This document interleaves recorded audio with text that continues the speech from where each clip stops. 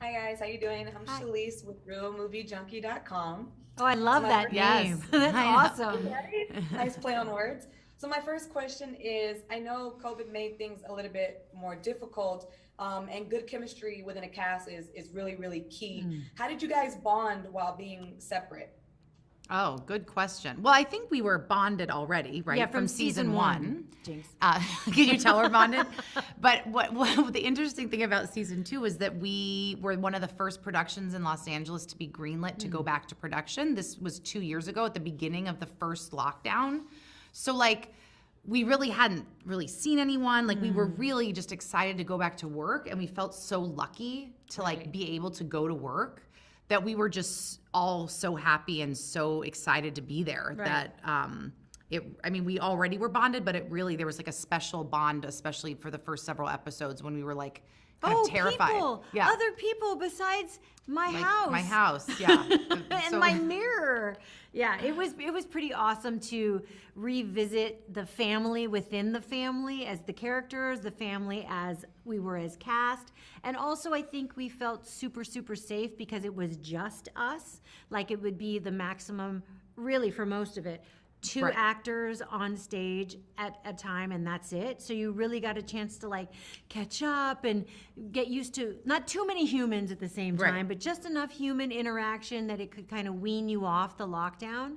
And so that part was really, truly special. It was a great way to The go back to difficulty, work. I would say, though, was having like our director and everyone on Zoom. Yeah. Like that could be tricky. Like no one was there with us because of COVID protrocols. So Although there was no bad notes ever because they were so quiet. right.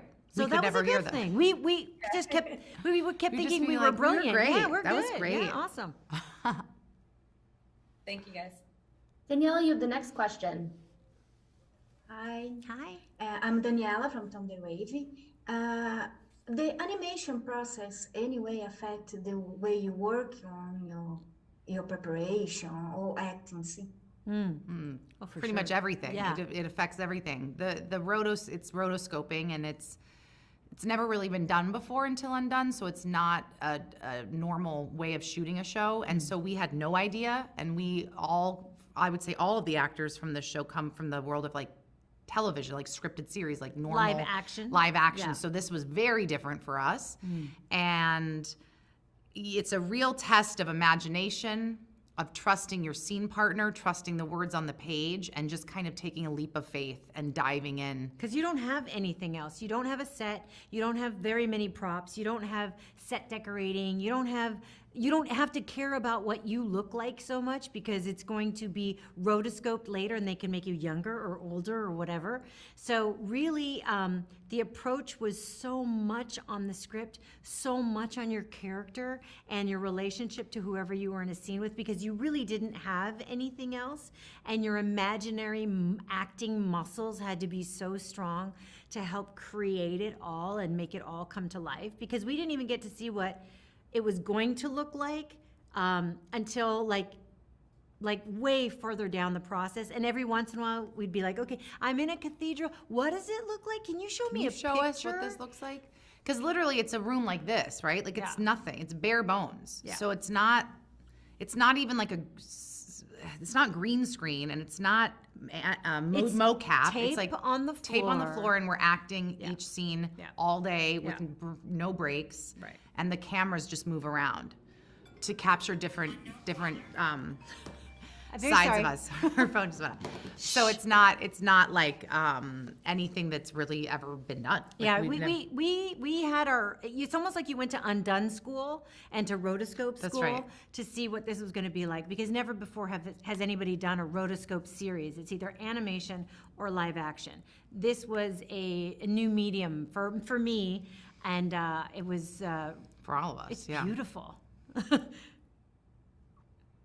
Manuel, you have the next question.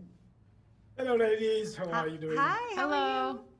you? Good. So ultimately, what are the themes explored in this season, and what do you think the show overall is about for you? Oh wow, seriously? Well, it's a lot. There's yeah, a lot. Yeah, there's a lot going on. I mean, one of the great things is that both Angelique and my characters, we really get to explore the backstory of our characters, the history of our characters, why we are who we are.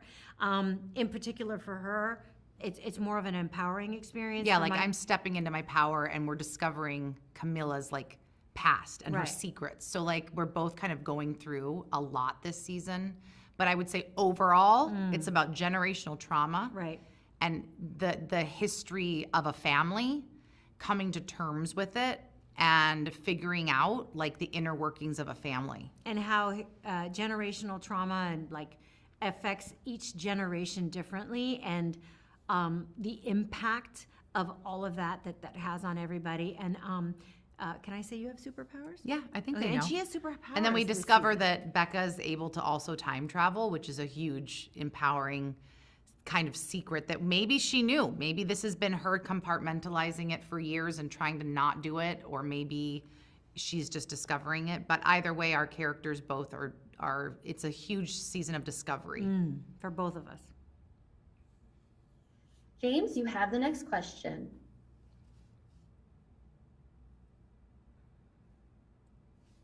Hi, my name's James. I'm from Red Carpet Crash. Hi, Oh James. yeah, hi. Hi, nice to meet you. So, you guys pretty much covered all my questions, so I'm trying to come up with something. I don't have Camilla doesn't have superpowers in season 2, and she's still bitter about it. How's that? We start there. You can start pitching for season 3, maybe? That's right. Seriously, we've got Becca in the loop now. Alma's in the loop. What's Bob's character's name? Why are we blanking on that?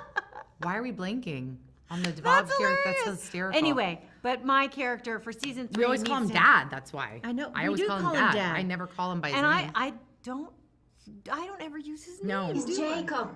Oh my God. Thank you, Jesus. Thank you so much. You have given us It's been the a long gift. day, guys. We've been talking a lot, but not once have we had to remember Jacob's name. Jacob. That's right. So anyway, yeah, he has superpowers. Everybody does Yeah. but Camilla, and I'm very upset. Shalise, you have the next question. Okay, guys. So since the show deals with time travel, if you guys as actors could go back in time and snag any role that has already been cast, if you guys could snag any role and take it from underneath that actress, who would it be? I would want to be Rachel on Friends. Like 100% by done forever. That's like my dream role. She's like my everything. Brilliant. Like I didn't even have to think twice about that. I've always like studied her and her comedy and yeah. And I have to say, it would have made Friends better, because I don't know anywhere in New York where there are only that many white people, in the right. same I could area. have helped. I could have added You some color. need some diversity for New York. And for myself, I would like to right a big wrong. When nothing against this actress, but Catherine Zeta-Jones got to play in Zorro. She played a Mexican, and I was like, yeah, that's not working for me. And it didn't have to be me that plays Right. the role. Any other Latinx woman to play that role, Right. it would write a huge That wouldn't wrong. happen today, by the way. I don't think I think that they would have corrected that themselves now. Don't yeah. you feel? I mean, it seems that way anyway. Yeah, I think, well, considering they did West Side Story and they Right. actually hired a Latina Right. to play the Latin lead role, that was wonderful. Danielle, you have the next question. I hope that answered her question. I think so. Okay. So I am a fan of Swiss at Birth, Oh, yeah. and yeah, I can't stop wondering while I watch every episode of Undone, how is to Constance to again have a daughter with a hearing ability? I love that's how special this show is. They're just representing so many unrepresented walks of life. You've got deaf, you've got cochlear implant, you've got biracial, you've got Latin, you've got white, you've got Jewish. There's just so much. You've got gay.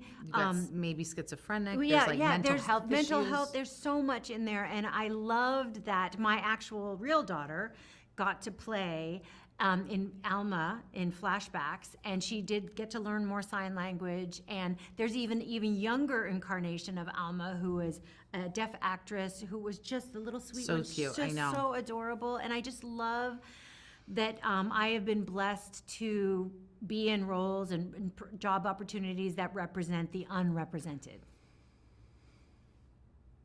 Emmanuel, you have the next question.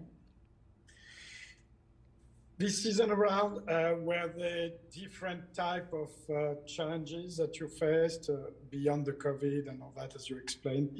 But did you face some other tricky moments? Well, I mean, a lot of it's tricky, isn't it? I think for my character, there was a lot of emotional work that was really required of me that I had to like dip into my acting backpack of all the skills and tools that I know how to do, because the thing about the show is we pack a lot into an episode, so I can age backwards chronologically to the time of my childhood, my teenage years, pregnancy, like literally I would play pregnant and old and young and go back and forth. So as an actor, that's incredibly challenging. And the emotional depths to which we explore Camilla's suffering and how much she's a survivor, that was a lot of work. Yeah. And then I would say for Becca this season, I actually found it extremely emotional, all of my issues and interworkings with my maternal side, like having a baby, not having a baby, then I have the baby, then it's gone, then come back, because I had just had my second child, who was a little boy, and I was very postpartum and kind of going through a lot, going back to work after COVID. So like that was unexpected, to be honest with you. I wasn't expecting to have so much emotion around those scenes, but they really triggered a lot in me as a mother, dealing with childbirth and the child, all the maternal stuff. James, you have the next question. I'm curious, when you film on such a small set and it is all done rotoscope, are you more excited to see the final product? And Yeah, 100%. We couldn't wait. We had no idea. For 2 years we've been waiting, and we just saw it like when you guys got to see it. So we were like crying. We saw little tiny clips when we were at WonderCon. Right. And we were both tears rolling down our face because we had never seen, we played the scenes, but we never saw them in the context of the Undone rotoscoping world. And then also the rotoscoping's come so far since season 1, so there's even it's more fine-tuned and refined and so intricate this season. And towards the end of the season, if you've seen the whole thing, it gets really expansive and beautiful. And watching that, we both were just like we're just overwhelmed with the art and the beauty of the show. It really is a collective experience, and we only get to see two parts of it, the writing and our part of it. But when you see the rotoscoping and how we fit into that, it's magnificent. It's almost like you get to see like a finished masterpiece, but you didn't know that it was a masterpiece until you finally saw it all completely put together. All right, with a little under 1 minute left, Shalise, you have time for one quick question. Okay, I got to ask the same question to Raphael and Kate, so I want to know you guys' answer. Okay. Undone currently has a 98% Rotten Tomatoes score, which is rare and awesome. Does that mean anything to you guys? Like, are you excited about that's that? amazing. Hell yeah. Well, I didn't even know that, so thank you for telling us. That's genius. And not only that, we have 3 Latinx leading ladies heading a project that has a 98% rating. That's huge. Hello, Nielsen. It just makes you feel, so like represented and reward. It's such a reward because you know that most of the people who are voting or whatever on Rotten Tomatoes are like critics or whoever. So it's like, it's an acclaimed show, and I think that it really touches people in different ways, and it's getting, I think especially season 2, it's already seeming like it's getting more attention. Right. And people are discovering season 1 coming into season 2, and I really think that it's going to make a splash this year. I think it also gives legitimacy for universal stories, no matter what the Right. color of the people are, the ethnicity of the people are. If it's a really good human script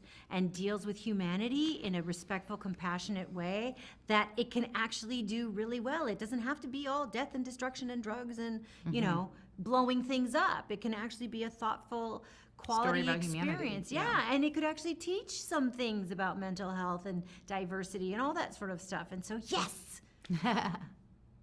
Well, that's all the time that we have for this roundtable interview. Thank you all for coming. Please say your goodbyes and exit the Zoom room. Thank you. Peace Bye. and love. Bye. Thank you. Take Bye. care. Your Thank time. you.